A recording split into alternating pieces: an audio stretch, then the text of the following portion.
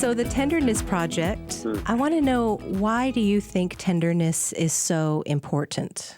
That project that my friend Shayla Lawson in Essence London and I have been doing, it feels like among the things that we are interested in studying is in fact how we are the recipients or the sharers. We're in the midst of tenderness.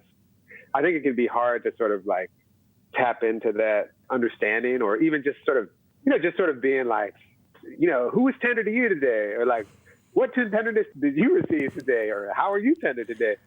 I feel like it's not necessarily built into a lot of our, daily sort of practice, like conversational, whatever.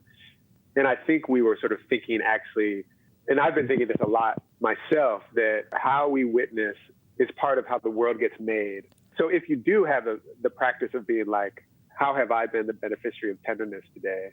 You start to realize, oh, okay, maybe it was someone held the door open for me, or maybe it was that the tree made a sound that was profoundly beautiful, or maybe it was just the look that someone gave you as you both saw something beautiful. So anyway, it feels like it's part of this thing of trying to study what it is that makes our lives, beautiful, livable. Yeah. So when I view tenderness, I almost think it touches on vulnerability that in our society we don't want touched. Yeah. We're not comfortable with that. Yeah. Especially for men. Mm-hmm. And I'm curious how you would suggest we facilitate more tenderness with our young boys and our young men. Yeah, what a good question. One thing, like just sort of across the board, I feel like we have a unfortunate notion of what freedom or independence means. And there's this thing that I think is really way more interesting than actually the fact of our lives, which is our interdependence and our need. And that our need is actually, as beautiful a thing about us as there is. And I think part of the, performance of being a kind of self-sufficient person, quote unquote, or a grown person, or like whatever the other kinds of designations we apply, is that you start to imagine yourself or pretend you aren't like constantly in need. And that can be brutalizing.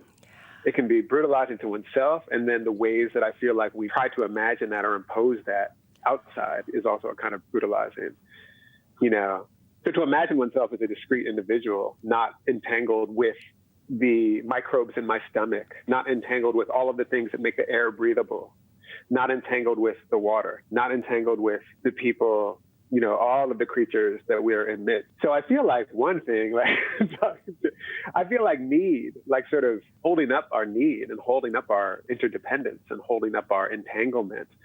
And, like Robin Wall Kimmerer teaches us, reminds us, calling it something like gratitude, Yeah, I like that. Yeah.